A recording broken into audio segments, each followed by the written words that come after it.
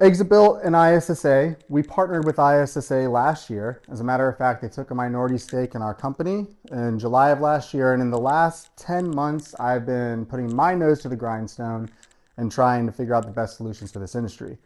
A little bit about me. You heard a little bit as a professional snowboarder at one point. That's really when I started in digital marketing, was back in 2012. I was working with professional athletes on personal brands, specifically on Instagram, notably like Chloe Kim, those types of individuals.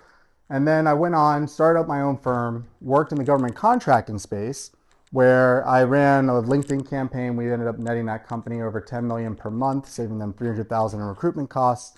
Helped them grow to over 1,000 people in 1 year. They exited for north of $1 billion. That's when I kind of got my okay, I cut my teeth.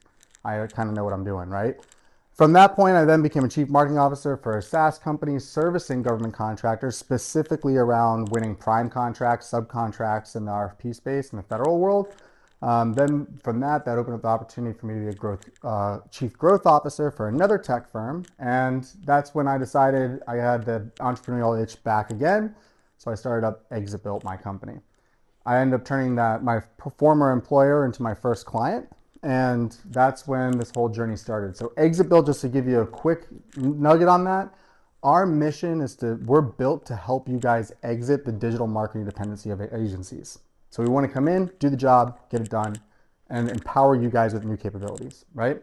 That's enough about me, I promise. All right, so we're going to go over 3 core topics in this talk. First, anybody heard of the interest graph algorithm or know what that is? No? Good. Unlocking data that you didn't even know you guys already have. Literal treasure troves of data that you guys are sitting on, and tips to stay relevant and top of mind to your customers. So let's talk about relevance, okay? This is the Oxford Dictionary, and it's the state of being closely connected or appropriate, right? And you're going to hear this term quite often throughout. As a matter of fact, even in the last panel, I heard him say something about SEO, and he ended up getting some leads from that, right? This is all, the whole entire internet has shifted. It's all about relevant content. So I'm going to put up a couple pictures just to get things off on a nice soft foot. So if we look at this, right, our first picture, there's someone sleeping, then there's some coffee, someone riding in a car, to a conference, a happy hour, right? Kind of relevant to where we're at. But there's a trick about relevancy. You see, relevancy drives all commerce. It's how you guys land your contracts. It's how you guys build your pipelines. It's how you guys win new business. It's how people find you. Because if I go back, if I go back to this, well, where I slept today, I paid for a hotel, right? Where I went to go get coffee, I paid for the coffee, paid for the taxi or the Uber. The conference, we paid for tickets to be here. Happy hour, if we meet with somebody, if we're gonna do business, we might pay for drinks. But there's a layer behind this, and that's the emotional layer of relevancy. Why did I pick the Sonesta versus the Red Roof Inn or an Airbnb?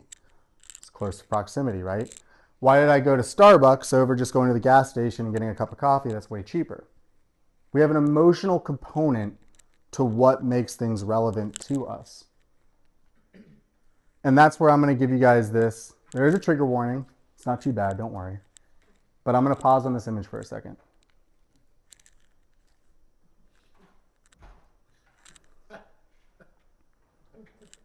Is self-control?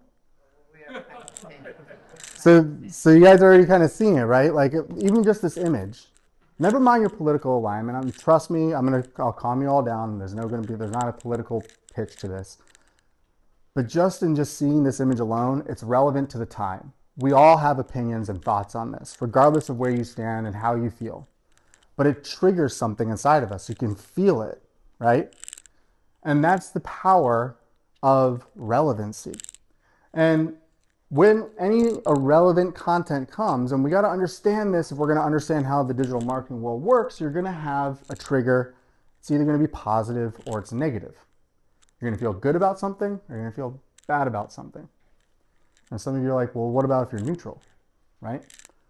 Well, in emotional relevance, neutral is another definition for procrastination or indecision. Eventually, you will end up deciding one way or the other, and it will either lean positive or negative. Here's a good example. Let's say that I cold call you to try and do business. How many here have been cold called to do business before? I assume everybody, right? And let's say you answer the call and you're like, okay, who's this? Oh, no, I'm not interested. Maybe call me back another time, right? You kind of feel neutral. You don't feel bad or good. You're not going to make a buying decision or not. And then that same number calls you in the next couple days. Maybe you ignore it. And then it calls you again. And it calls you again. You see, if I keep peppering content, because that phone call is content, eventually it's going to trigger something.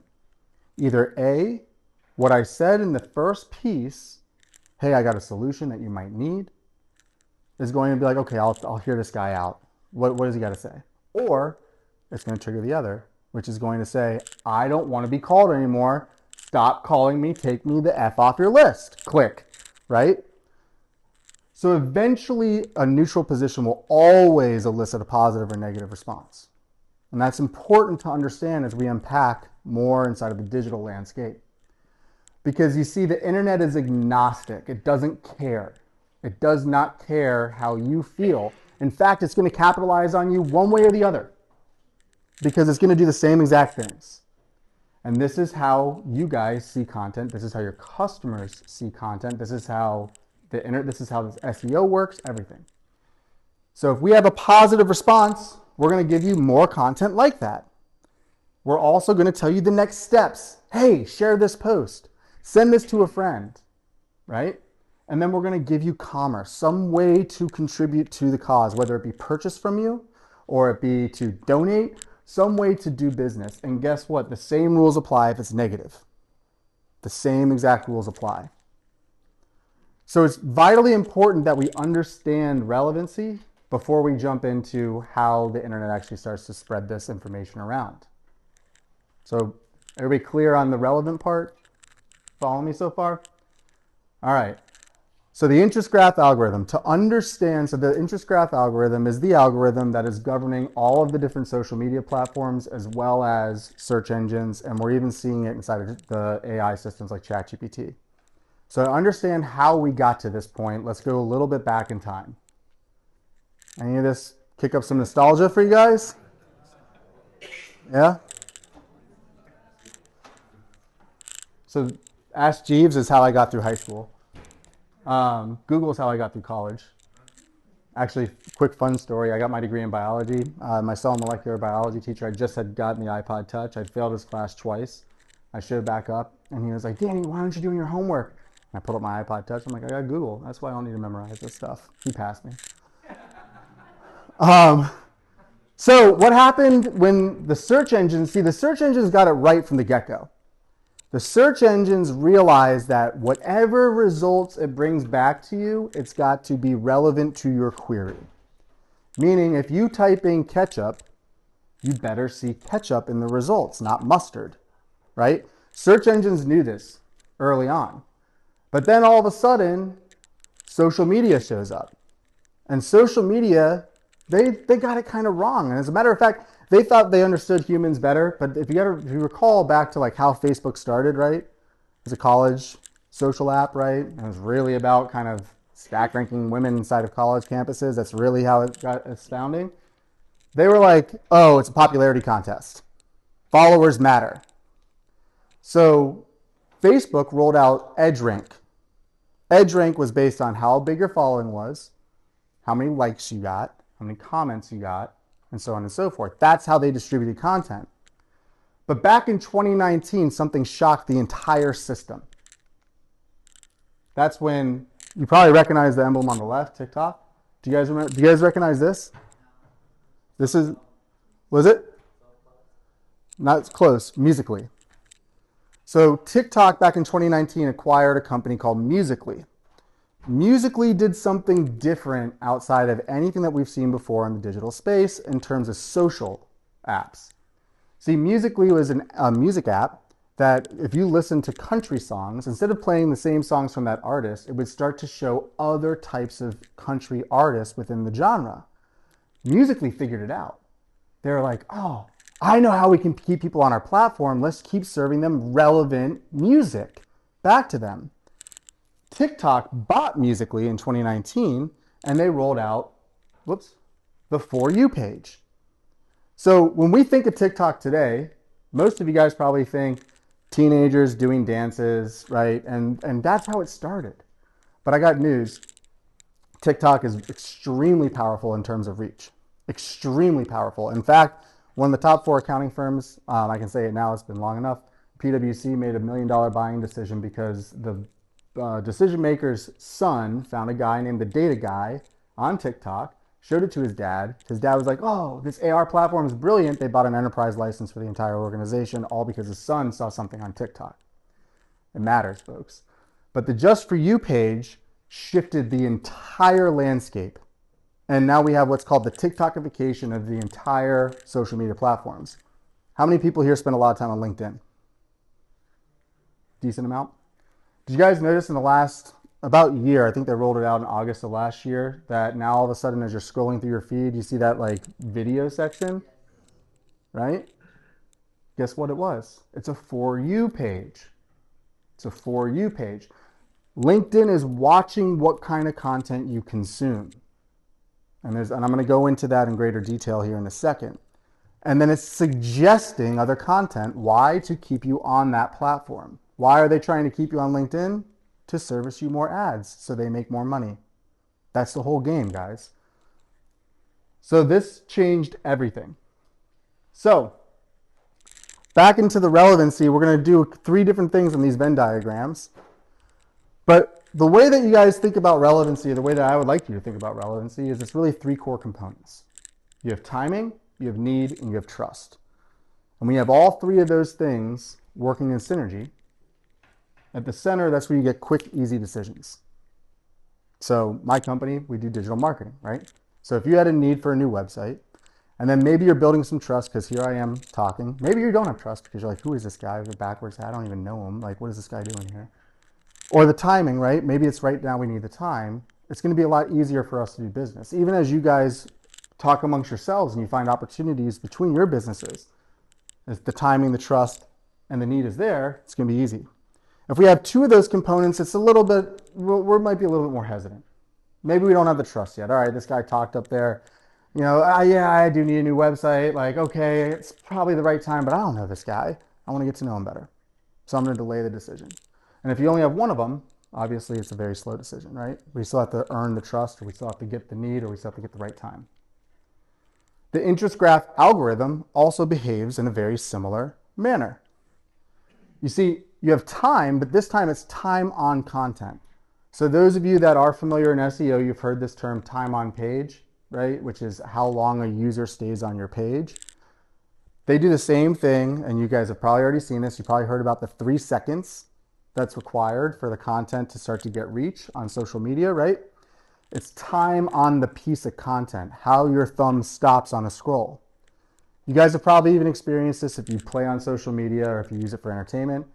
For instance, if you like funny cat videos and you pause on a funny cat video and you like watch it like, huh, that's kind of funny. And then you keep going. All of a sudden you see another funny cat video. You're like, oh. And then you pause on that. And next thing you know, your entire feed's funny cat videos. You're like, what just happened? It's because you spent time on the content. You didn't even have to engage with it. You didn't even have to share it. You didn't have to do anything with it, but just stop and watch. That's why like getting into like content strategies and videos, hooks, things like that matter. Those 3 seconds matter. But then you also have the engagement part. That's the next level.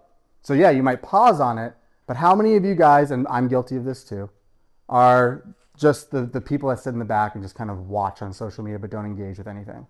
Don't like the content, don't comment, but you're like, oh, I'll sit there for an hour or 2 and take a look, right? It takes a lot to get people to engage now. That's the next step. And then the last part is share. Now the one that gets the biggest boost in social media, just for your all notes, is when someone texts a post to somebody else. That gets further reach than just simply sharing it through a DM, because you're going off platform to get people back onto platform, right? It's all about getting people back onto platform. But that's where virality lives. It's when there's a lot of time spent on the content, we're engaging with it, and we're sending it to other people. That's how things go viral. and they go viral in specific channels of communication and niches. And if you have just 2 of those components, you end up on what's called the discover page. Some of you have probably experienced this too, where all of a sudden one post outperforms another. You get more views, maybe you get more likes, maybe you get a couple more follows out of it. It's because you get some of these components, but maybe not all of them, right? And if you just focus on the one, if you just have one of those components, that's where you just simply get reach through your follower and the follower base around you. So let's talk a little bit about the content itself. This is the easiest way to describe how you guys should be thinking about what kind of content you put through your company. Do you leverage your company's digital content as sales collateral? And this is a question. I want to hear some responses. Anybody? Yes? I saw a no. No? Whoop. Send my team this question right now. It's a good one. So look at it this way. Let's say, George, I'm going to pick on you because you're right dead center. So George, let's say you and I get into a regular conversation. We just met on the street, right? Or maybe it's at a conference like this, and we're just, hey, well, what do you do? Oh, you work for diversity. Oh, I work for Indispensable, blah, blah, blah. We go on and we start dialoguing, right? And let's say you're like, oh, I'm just struggling with this website. How much more impactful would it be if I pulled up my social media feed and I said, oh, you should follow, see what I'm posting here? Is this kind of relevant to you? You should follow this. In fact, I did this with podcasting, right? I put out some podcasts that are all around the strategies, the things that we do, and I send the podcast as sales collateral. That's one big aspect of this. But if you guys are currently shaking your heads and saying no, then this is where you need to go talk with your salespeople. Talk with your proposal folks. What type of content do they need from you? This is the most critical question, because if you can solve for that interaction and you can physically do it, you've created scale within your sales process just by doing that alone. And now all of a sudden your content becomes that much more valuable. So that leads me to this question. This is one of my favorite questions. So my favorite definition of it is growth is linear. Means that when you add a resource, you grow proportionally to that resource. So we add resources, we grow revenue. We add resources, we grow revenue. Scale is the ability to grow revenue without adding another resource, to get more throughput with your existing teams today, right? So how does this relate all back to that content piece? Well, going back to my conversation with George here, right? If I start to get him into my ecosystem, well, keep in mind that post might have 100, 1,000 views, maybe it has a couple more comments, but if it's working here and it helps me close business, how is it not going to help the other 100 people that are looking at it? So we got to look at this thing a little bit differently, guys. It's not just about let's go put something out there and get the attention. We got to make it relevant to our customers. That's how we get to scale. In your organizations, as organizations grow, and I run into this all the time, I see it all the time, especially working with big organizations, and even the small ones sometimes get this wrong. As we grow, our departments grow. We compartmentalize things. We silo our business. We have tech. Our IT team handles tech. Oh, what do? Oh, they do all the computers, and they also do the website. Oh, and they also make sure that our social media stuff's going. What? Huh? Oh, and then sales, right? Oh, we got this robust sales team, and we do our sales meetings and our quarterly reviews, and sales focuses on sales. There's boots on the ground, and we're going to go knock down doors. We're going to write up our proposals. And then marketing. Oh, yeah, our marketing team's over here. They're looking at all the different viral things. Look, they just put up this funny cat thing that they're going to do for this thing, and they're looking at all this attention that they're getting. And we disjoint the business. And when you do that, and you focus in on only one of those silos, you will plateau. And I've seen it, and maybe you guys have experienced this pain before. When you start to get some synergies between the two, and I'm starting to see this more and more, is now sales is talking to tech. And we start to see some growth, right? Sales is going, wait a second, AI agents, follow-ups. Can we do a chat bot? Can we do something where we can have our customers communicate with us at scale? They start to grow. The trick to this, guys, is scale lies right here. And what happens is we create feedback loops between these different departments. Now, what's interesting about this is if you look at all those other Venn diagrams and you compare the three, right? Do you guys start to see some of the connections between the digital landscape and how we grow this business, how we scale business, right? It's literally, look, digital marketing, guys, is not scary. It's a reflection of you. Your social media is a reflection of you. Your feed, if your feed is full of a bunch of garbage, well, that's because you're looking at garbage. If your feed is full of a bunch of enriching content that's going to make your life better, it's because you're looking and consuming that. It's a reflection of you. And it's the same thing when it comes to our business. It's the same exact concept. And all these things need to work synergistically for us to be able to scale and grow. So, now that we have an understanding on how social media gets content out there, how we get reach, how it's relevant to what we do, let's talk about the thing that I think is probably the most impactful for this particular room in this industry. And that's the data that you guys already have that you're probably not tapping into. So this is a simple tool. If you guys want to try it for yourself, it's called SEMrush. I think you get like 10 free tries on it before they make you pay. You can plug in any URL, so I decided to just pick on JLL. Figured you guys probably know that company, right? I assume. So this is their website traffic, right? And SEMrush, there's a bunch of other tools like this, right? But it shows roughly about a little over 600,000 website visitors that show up there every month, okay? All of you that have websites have visitors that show up on your site. That's the trick. See, if we know how to tap into that and how to communicate with those visitors, that's the data that is a literal treasure trove that you guys are sitting on. In fact, if you get good at it, how many people here have an e-commerce component to their business? Anybody? Yeah? I will be willing to bet that the most important thing that you could ever possibly do for your business is not make online sales, but to harvest the data on how you're doing it. It's 100% the most important facet, right? Because when you go to get acquired in an e-commerce brand, that's what they're buying. They're buying the data, the audience, the commerce, right? So, 600,000 visitors per month. Well, there's a thing called pixel technology. If you look it up, you guys all have access to ChatGPT, all have access to Google. So pixel technology, tag technology. All the major DSPs out there, so whether it be Facebook or Instagram, whatever the case is, right? You can assign a little code on your site that will take any IP address that shows up and it will fire it off to the platform. It will build what's called a pixel tag database. This is literally cross-referencing the IP addresses of the visitors showing up on your site with the database of the actual profiles on the platform. And this isn't just limited to social media. This is also true for search engines like Google and Bing does this. Also connected TV. Disney, Hulu, Netflix, all of it.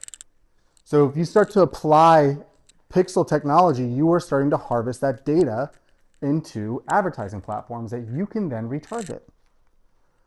And if you take it a step further, you can do audience segmentation. So I put up a couple basic examples. For instance, in the JLL, if we just had a basic pixel show up on their homepage capturing every visitor, then we would have 600,000 audience members showing up that we could market to. If anybody ever spend money on digital ads before? Few? Anybody feel like they got burnt? Dan? It's called top of funnel fatigue. Because what happens is you use the best of your ability to use the targeting systems on the platform, you spend the money, but you're doing a lot of ad waste. You're talking to customers and prospects that are never going to do business with you. When you do it this method, you're talking to only people that showed up on your website. But then you can take it a step further. You can set up events. So I can say, okay, I want to know, I'm going to put a threshold on a time on page. So I'm going to say 30 seconds. They got to be on the page for 30 seconds. And they have to click this link. I'm going to set that up as an event. And when that happens, Pixel's going to fire. I'm going to build that audience. Then you can go even further, right? They can be a time on page, clicking a link, filling out a form to another audience. And then we start segmenting these audiences. That means that now I can talk to each one of those different audiences with different messages. This is a real example of one of our clients. And you can see the base, I mean, this isn't even going into super granular detail, but you can see, so this was a child website page visits, child landing page visitors, website page visitors, the services pages, the products pages, so on and so forth. Each one of those people that go to that part of the page is a different buyer with a different persona with a different background, which means that I can send them very specific targeted messages at a very inexpensive cost, because I'm not sending it to thousands and thousands and thousands. I'm sending it only to the people that show up there. So to get to that point, MidLab's one of our clients. They gave me the green light to share this. We have to set up our user journey. We have to do web design. There's a method to the madness as to why we set things up the way that we do. So if you go to their website, you're going to see this today. This is what we've proposed for kind of our first iteration of what we're going to do with the site. Now you're going to notice it's a little bit different, right? So up here we have a much bigger header. We got a bunch of other little things to click on. We streamline the header. Products, services, industry, resources, contact us. We have a clear button that says let's work together, that takes us over to a form. And then we have over here their products and categories. Well, based off of what I just showed you in the pixel side, can you see how just simply telling the users where to go, I'm going to have a different audience that I can market to if I'm harvesting that data? It's probably going to be a little bit different if I go from air care to carpet care, right? It might be a different buyer persona. And in fact, I might send them a different message. If I know that they're interested in my air care products, then I'm going to send air care messages. I'm not going to share carpet care out of the gates. Maybe I will down the road, but that's how this stuff works. So you've got to have a modern website with all of the modern tech stack behind it. So this is how we stay top of mind. Once we get the pixels, like I mentioned, you can hit them omni-channel. And then you can hit them in specific cohorts on what they're doing within your business. So we can hit them across the board at a fraction of the cost, because I'm only servicing small audience members. I only need about 1,000 people in an audience for me to run an ad. And if my cost per my CPM, my cost per 1,000 impressions is $5, guess what? It's $5 to send one ad to 1,000 people. It's not that expensive, but I can hit them omni-channel. Anybody have the experience? My phone's listening to me. That's why I'm getting this ad. This is how it works. It's cross-device marketing. So just by being in close proximity with me, there's a high probability that you guys are going to get digital marketing ads. Not from us, but probably from some others. High probability of that. Also, as you guys are talking amongst yourselves, as you interact with things, for instance, let's just throw out a random thing. What's someone's favorite thing to do outside of work? Anything. Pick. Golf. Perfect. Who here has something different outside of golf? Yoga. So if you sat down with somebody and had dinner and they were an avid golfer and you're an avid yoga person, if you guys sat with your devices just in close proximity, there's going to be a high probability that you're going to start to see other people's ads. Now, you may not see it fill your feed unless you pause and take time and engage, and then you'll start seeing more of it, right? But you'll probably see it randomly pass through your feed. That's cross-device marketing. Anybody log into the Wi-Fi here? Guess what? You guys are cross-pollinating all your ads. Logging into Bluetooth, same thing. This is where you can get to the second degree of your audience network, right? So when we do this type of marketing, just keep in mind, like, yes, we know who our ideal customer is, but keep in mind that you're also trying to target not just them, but their network, their family, their kids, their friends, their colleagues. And if you want a good example of this, look no further than politics. Not from, again, and I'm not trying to bring this up for any of the other pieces, but just if you look at it at a macro scale and how they're delivering narratives, it's exactly what they're doing. They might be some of the most sophisticated in narrative control out there in terms of industries. But this is exactly what's happening. So, quick recap. Relevancy drives all commerce. I want you guys to take that home with you, especially as you think about the digital landscape. The internet is optimized to reward relevancy, right? True scale is achieved when you have tech, marketing, and sales working synergistically together. That's when you will achieve true scale. You are all probably sitting on a treasure trove of data. Just text your team right now and say, can we please apply Pixel technology to our site? It's free. It's free to do. It's a little script of code. As long as you have someone that knows basic web development, they can put it in. It's a script of code that they drop in your header. You need to have a Meta account or any of the other DSPs. It's right there. They can grab the code, drop it in. You're going to start collecting data. Just do it. It's free. You can get into the crazier stuff in segmentation later on down the road once you get the baseline started. And then meet your customers where they're at, right? You can take small budgets. You don't have to put this crazy marketing campaign to stay top of mind to your customers. Once you start to collect their data, you limit your audience size, your budget decreases.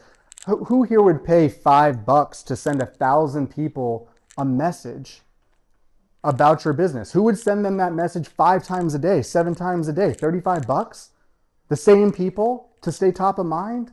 What about your customers, your existing customers? How would you like to communicate with them? This is stuff that we can do. You have access to it at your fingertips, and you don't need some massive digital marketing budget to do this. And any company that tells you that they do is probably just trying to take money out of your pocket and put it into theirs. I have a whole nother qualm with the digital marketing industry as a whole. That's why I started a company here, because I'm kind of crazy. So if you want to engage with us, this is for our smaller clients. We do work with bigger organizations as well, but we just rolled this out, so I just figured I'd announce it here. This is only for ISSA members.